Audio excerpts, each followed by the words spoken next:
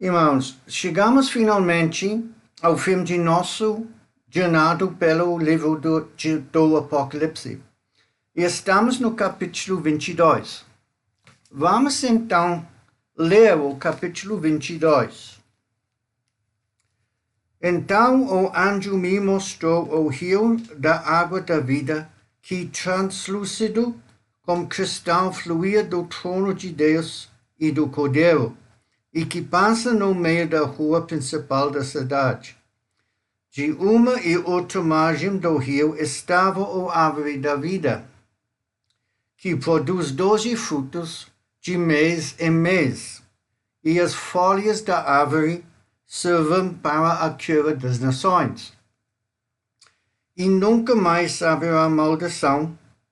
Nela estará o trono de Deus e do Cordeiro, e os servos do Senhor o servirão.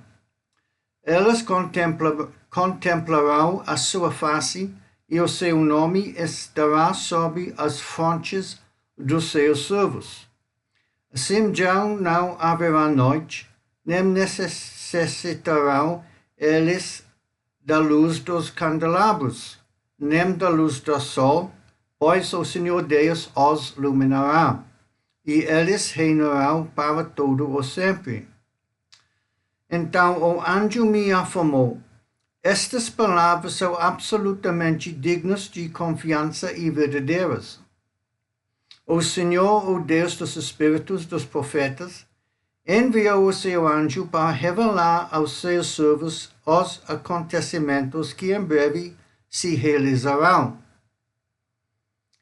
Eis que venho em breve. Bem-aventurado aquele que atende às palavras da profecia deste livro. Eu, João, sou quem ouviu e anteviu todos esses acontecimentos. Quando os vi e ouvi, prostrei-me aos pés do anjo que os revelava a mim, a fim de adorá-lo. Entretanto, ele me admoestou: olha, não fazes isso. Eu sou conservo teu, dos teus irmãos, os profetas, e de todos os que guardam as palavras deste livro. Adora, pois, a Deus. E acrescentou: não ocultes as palavras da profecia deste livro, porquanto o tempo se aproxima rapidamente. Ora, quem é injusto, continue na injustiça. Quem é mundano, continue na impureza. Nem mas que é justo, firme-se na prática da justiça, e quem é santo, continua a buscar a santificação. Eis que venho sem demora, e trago comigo o galardão que tenho para premiar a cada segundo as suas obras. Eu sou o Alfa e Ômega, o primeiro e o derradeiro, o princípio e o fim. Bem-aventurados todos os que lavam as suas roupas no sangue do Cordeiro, e assim ganham o direito à árvore da vida, e podem entrar na cidade através dos seus portais. No entanto, fora estão os cães, os bruxos e ocultistas, os que cometem imoralidades sexuais, os assassinos, os idólatras e todos os que amam e praticam a mentira. Eu, Jesus, enviei o meu anjo para vos entregar este testemunho em relação às igrejas. Eu sou a raiz e o prometido descendente de Davi, e a brilhante estrela da manhã. O Espírito e a noiva proclamam: vem, e todo aquele que ouvir responda: vem. Quem sentir sede, venha, e todos quantos desejaram, venham e recebam a graça, a água da vida. Portanto, declaro a todos os que ouvem as palavras da profecia deste livro: Se alguém lhes acrescentar algo, Deus lhe acrescentará os flagelos descritos neste livro. Se alguém tirar alguma palavra deste livro de profecia, Deus tirará dele a sua parte na árvore da vida e na cidade santa, que são descritos neste livro. Aquele que dá testemunho destas palavras afirma: com toda a certeza venho rapidamente. Amém. Maranatha, vem Senhor Jesus. A graça do Senhor Jesus seja com todas. Amém. Irmãos, até certo ponto, o capítulo é autoexplicativo, mas ainda assim requer alguns comentários e esclarecimentos. Os versículos 1 a 6 parecem pertencer ao capítulo 21. No entanto, as palavras "então o anjo me mostrou" indicam que se trata de um novo aspecto da visão, à medida que a intenção de João e a nossa é direcionado do exterior do Novo Jerusalém para o seu interior. E é aqui que nós deparamos com algumas dificuldades. O versículo 1 é realmente autoexplicativo. João vê um rio que fluía do trono de Deus e do Cordeiro. Aqui, pela primeira vez no Apocalipse, temos apenas um trono, o trono de Deus e do Cordeiro, em vez de dois, o trono de Deus e o trono do Cordeiro. Como eu disse em nosso último estudo do Apocalipse, após o fim do milênio, o reinado de Cristo como rei da casa de Davi chegará ao fim e o Deus Trino reinará em unidade. Deus Pai, Deus Espírito Santo e o Deus Homem. Deus Filho e Filho de Deus. Reinarão em unidade como um só. Parece que o homem Cristo Jesus será para sempre conhecido como o Cordeiro de Deus. A descrição de João sobre a Nova Jerusalém nos remete ao Jardim do Éden, pois há uma grande semelhança entre o interior da cidade e o Jardim do Éden. Gênesis capítulo 2, versículo 10, diz que um rio nascia do jardim. No versículo 1, diz-se que o rio fluía do trono de Deus e do Cordeiro. É no versículo 2 que encontramos algumas dificuldades. João diz no versículo 2 que a árvore da vida estava em ambos os lados do rio. Assim surge a pergunta: há uma árvore ou duas?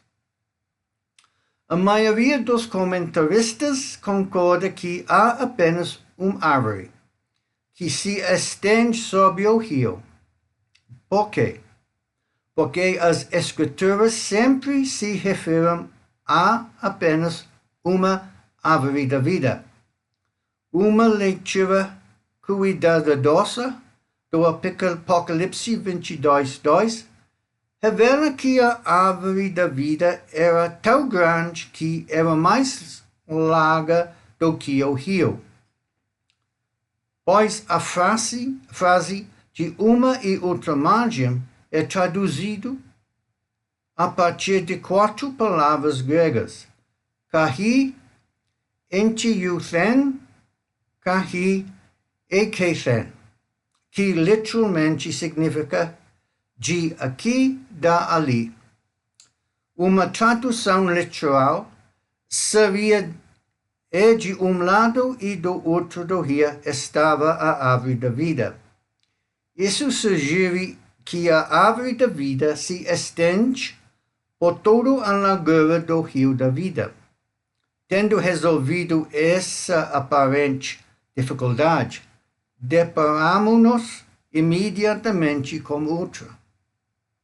João diz que a árvore produz 12 frutos de mês em mês, e as folhas da árvore servem para a cura das nações.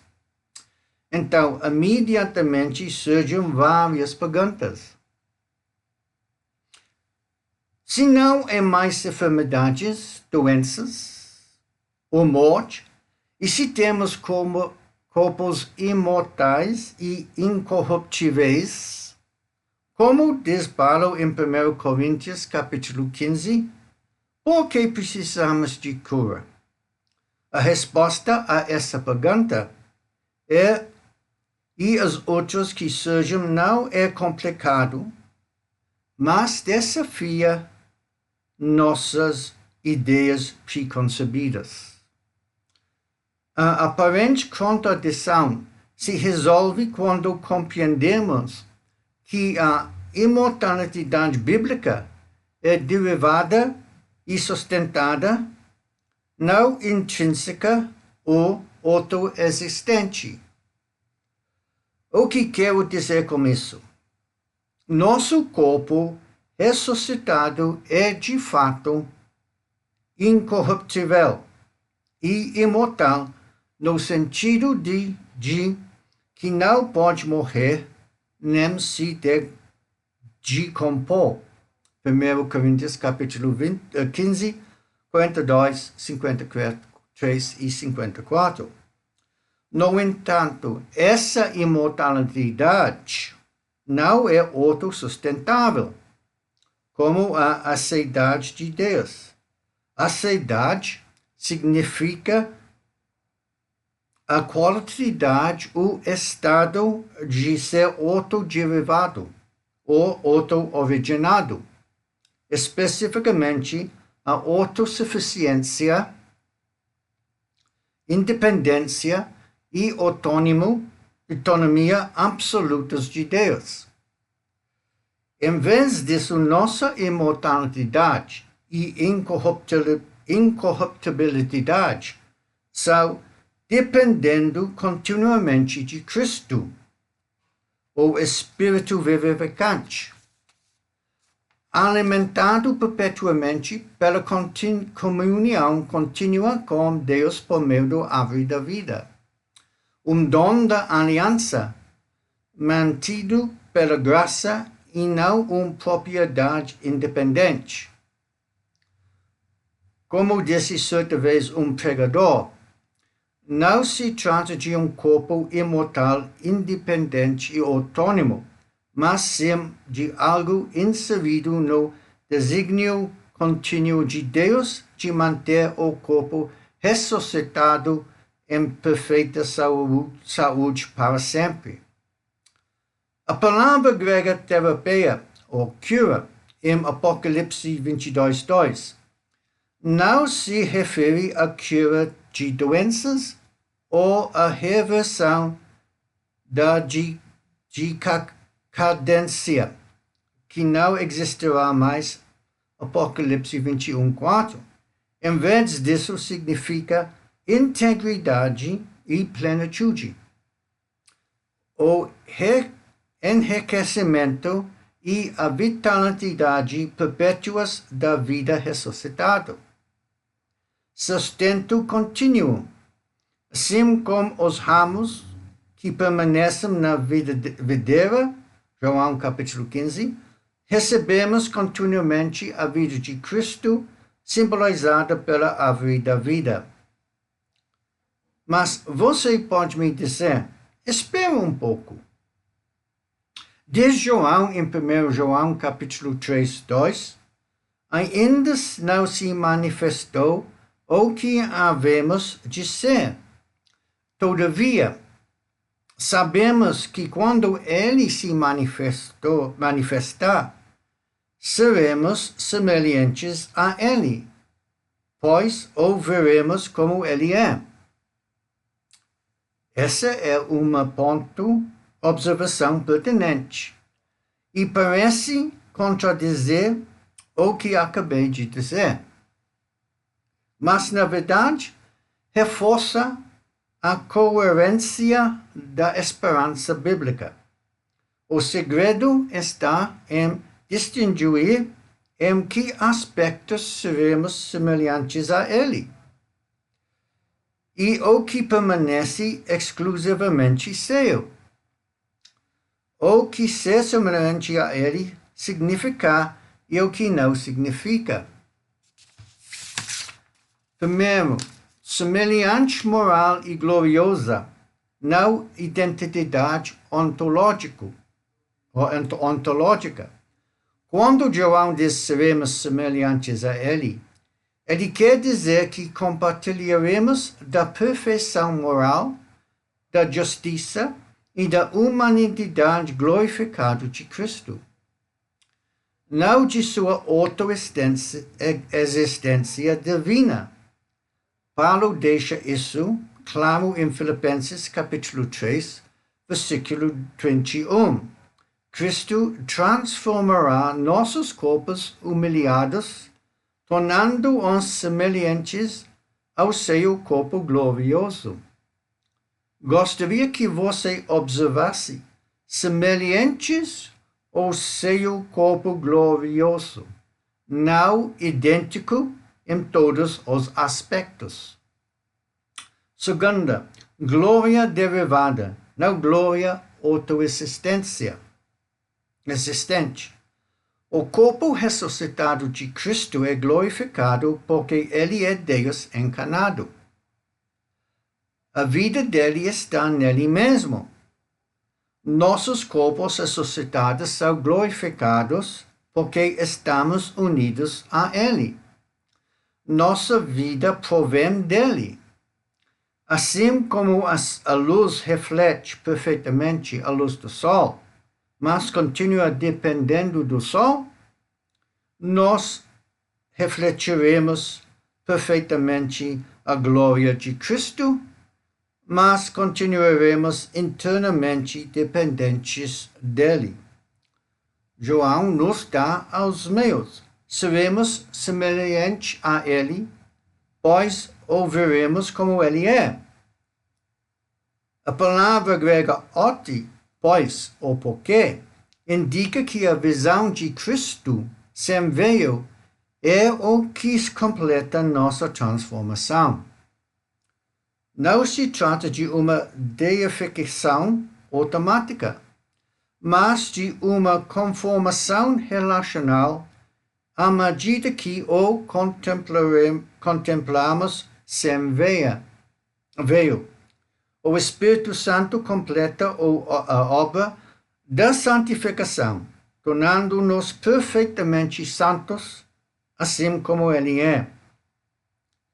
Agora que resolvemos esse problema, passamos ao seguinte: quem come o fruto e quem come as folhas? João diz que as folhas servem para a cura das nações, o que implicaria que o fruto da árvore não é para elas. Então, se não é para as nações, para quem é? O fruto é para os redimidos que habitam na Nova Jerusalém, ou seja, os santos do Antigo Testamento, Israel e a Igreja. Estes são os redimidos do Senhor. João diz que as folhas são para as nações. Então, quem são as nações? As nações são os habitantes redimidos da terra que vivem fora da cidade. As nações se referem às pessoas redimidas que vivem na nova terra fora da Nova Jerusalém, distintas dos santos do Antigo Testamento, de Israel e da Igreja dentro da cidade. Apocalipse 21, versículos 24 a 26 descreve nações e reis chegando à cidade. Existe, por falta de uma expressão melhor, estado de dois níveis. Uma distinção entre aqueles que estão na cidade e os outros santos redimidos, crentes milenares na terra. As nações são crentes redimidos, mas não glorificados, ou menos glorificados, que habitam na nova terra, recebendo sustento contínuo e plenitude da árvore da cidade. Por que digo isso? Porque as nações que saiam do milênio não são redimidas da mesma forma que aqueles que habitam na cidade. As nações que entram no estado eterno não são redimidas exatamente da mesma forma que a igreja é redimida, embora ambos sejam salvos pela graça por meio da fé em Cristo. Os santos do Antigo Testamento, Israel e a igreja são salvos pela graça por meio da fé. Ou seja, elas creram sem ver. Os crentes que saem do milênio viram a Cristo. Eles têm fé, mas também devem guardar os mandamentos de Deus. Eles são salvos pela fé, mas sob um arranjo dispensacional diferente do da igreja de Israel e dos santos do Antigo Testamento. Existem diferentes posições na glória. Todos são salvos da condenação eterna, mas nem todos são salvos para o mesmo estado na glória. A igreja, os santos do Antigo Testamento e Israel ocupam uma posição única, enquanto as nações têm seu próprio lugar. Ambos compartilham a mesma salvação final. Ambos os grupos são redimidos por Cristo e entram no estado eterno. No entanto, a igreja, os santos do Antigo Testamento e Israel têm um chamado celestial distinto e um corpo glorificado. A igreja é arrebatada e ressuscitada de maneira única para corpos glorificados, juntamente com os santos do Antigo Testamento e Israel. Antes do milênio, enquanto as nações entram no milênio em corpos naturais e presumivelmente passam por uma transformação posterior para o estado eterno. No versículo 3, mais uma vez temos a garantia de que a maldição pronunciada no jardim do Éden sobre a humanidade e a criação por causa do pecado será eliminada. Embora João esteja se referindo a Nova Jerusalém neste versículo, isso também se aplica a toda a nova terra, conforme foi afirmado nos capítulos anteriores. A razão pela qual não há maldição é porque o trono de Deus e do Cordeiro está na Nova Jerusalém. Os habitantes da Nova Jerusalém servirão aquele que é Deus Trino, eles verão a sua face e terão o seu nome na testa. Assim como as adoradoras do Anticristo tinham o seu número na testa, as adoradoras do Senhor terão o seu nome na testa. Gostaria apenas de dizer aqui que, embora João esteja aqui se concentrando na Nova Jerusalém, em seus e seus habitantes, as nações que vivem fora da Nova Jerusalém também verão a face do Senhor e o servirão. O capítulo 21, versículos 24 e 26 diz que os reis das nações trarão sua glória e honra para a Nova Jerusalém, embora aparentemente elas não tenham o nome do Senhor na testa. No versículo 5, João nos diz novamente que não haverá noite na Nova Jerusalém e que não haverá necessidade do sol nem de qualquer outra forma de luz, pois Deus lhe dá luz, e que os habitantes da Nova Jerusalém reinarão com Deus para toda o sempre. No versículo 6, o anjo volta a falar com João, assegurando-lhe que estas palavras são absolutamente dignas e verdadeiras de confiança. O Senhor, o Deus dos espíritos dos profetas, enviou o seu anjo para revelar aos seus servos os acontecimentos que em breve se realizarão. A expressão em breve neste versículo significa que em breve se cumprirão.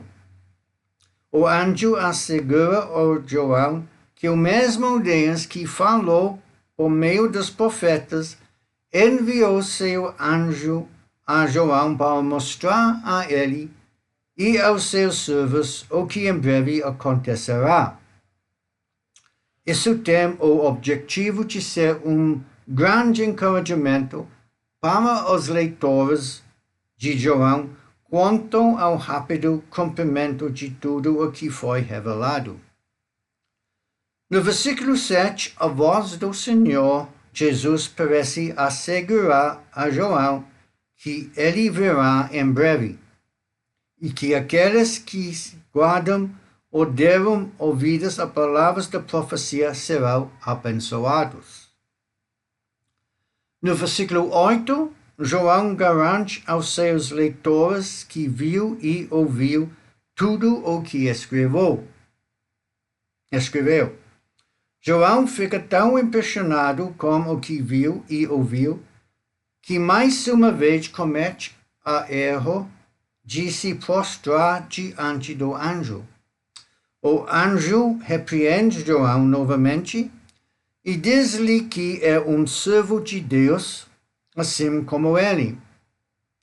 O anjo então diz a João para não ocultar as palavras da profecia deste livro, porquanto o tempo se aproxima rapidamente.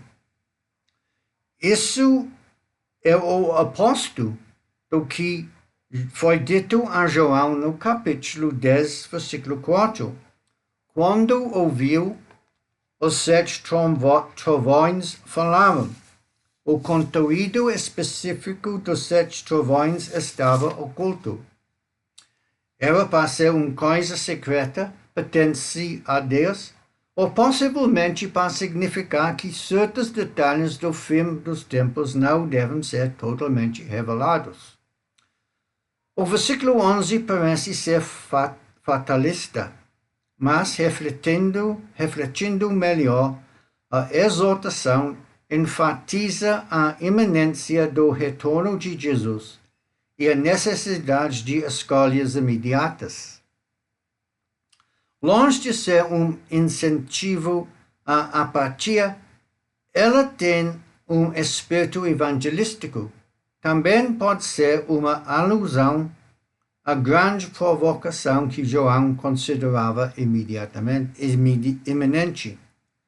Para os infiéis e os ímpios, essa apenas será uma profunda confirmação de sua escolha, enquanto que para os fiéis serviria como alerta sobre a necessidade de se protegerem contra a apostasia.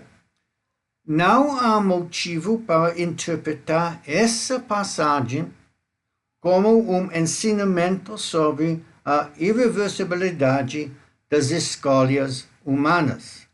O arrependimento é sempre uma opção enquanto a pessoa está viva. Após a morte, porém, resta apenas o julgamento. Hebreus capítulo 9, versículo 27. Nos versículos 12 e 13, ouvimos novamente a voz do Senhor Jesus, dirigindo-se a João. Eis que venho sem demora, e trago comigo o galardão, que tenho para premiar a cada segundo as suas obras. Eu sou o Alfa e o Ômega, o primeiro e o derradeiro, o princípio e o fim.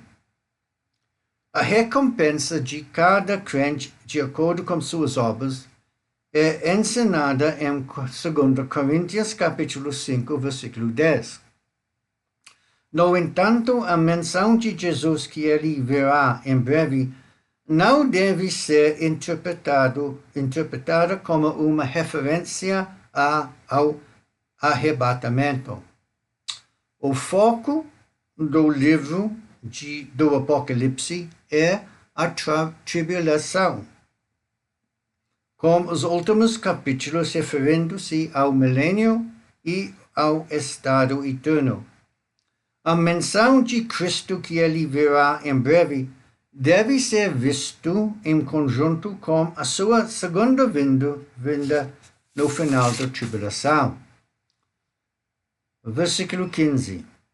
João já deixou claro que nenhum idólatra poderá jamais entrar na cidade, mas apenas aqueles cujos nomes estão no livro da vida do Cordeiro.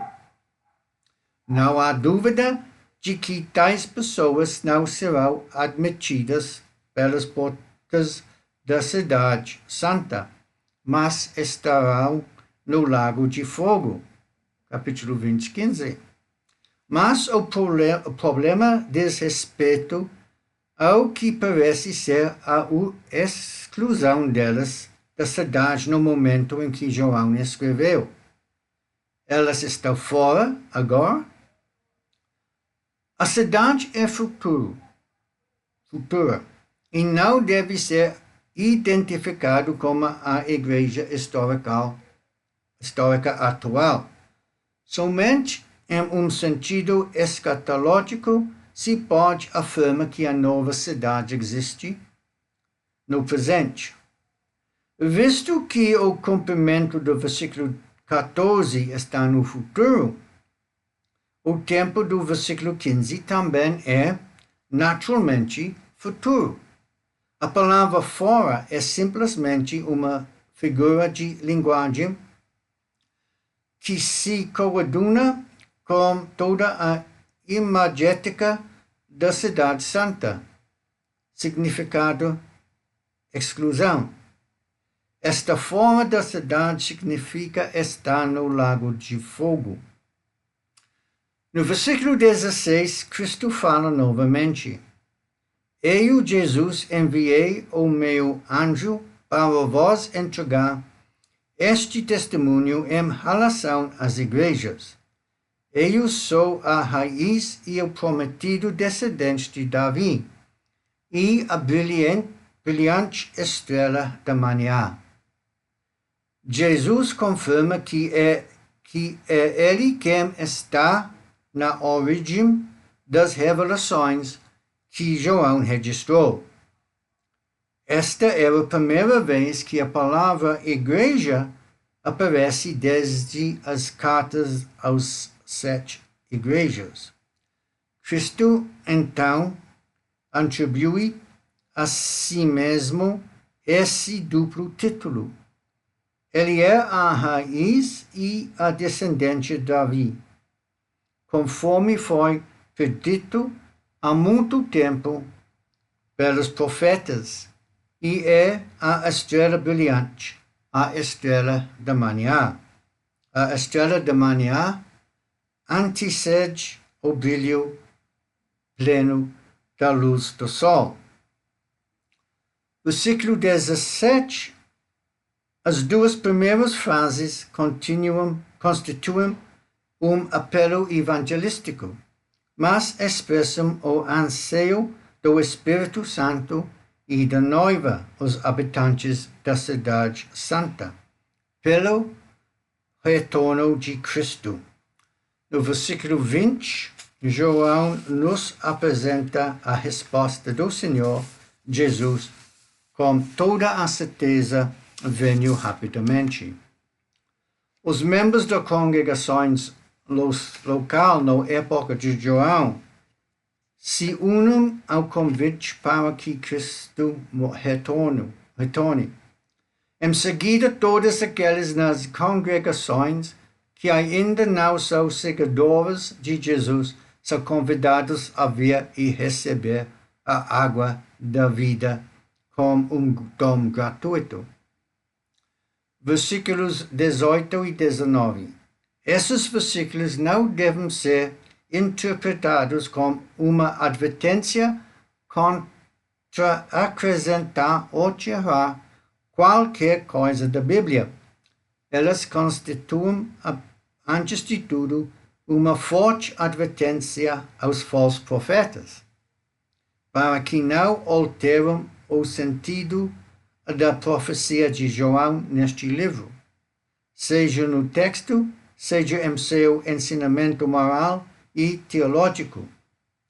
Tão grave é o perigo contra o qual ele adverte, que João afirma que aqueles que ensinam em contradição com a mensagem do Apocalipse não apenas perderão qualquer direito à salvação na Cidade Santa, mas também sofrerão os julgamentos divinos, pragas, infligidos aos adoradores da besta. Versículo 20. Esta é a terceira afirmação no capítulo 22 sobre o retorno iminente de Jesus e talvez a resposta ao clamor de saudade do versículo 17. João responde à declaração do Senhor Jesus dizendo: Amém, Maranatha, vem, Senhor Jesus. Essas palavras fervorosas faziam parte da liturgia da igreja primitiva. A expressão vem, Senhor Jesus é equivalente ao aramaico Maranatha. Veja 1 Coríntios, capítulo 16, versículo 2. Vem, ó Senhor. Versículo 21. A graça de nosso Senhor Jesus Cristo seja com todos. Amém. Uma conclusão como esta é totalmente apropriada para esta mensagem profética, dirigida à igreja primitiva e a todo o corpo de Cristo. Nada menos do que a graça de Deus é necessária para que sejamos vencedores e entremos triunfalmente na cidade de Deus, onde reinaremos com Ele para todo sempre.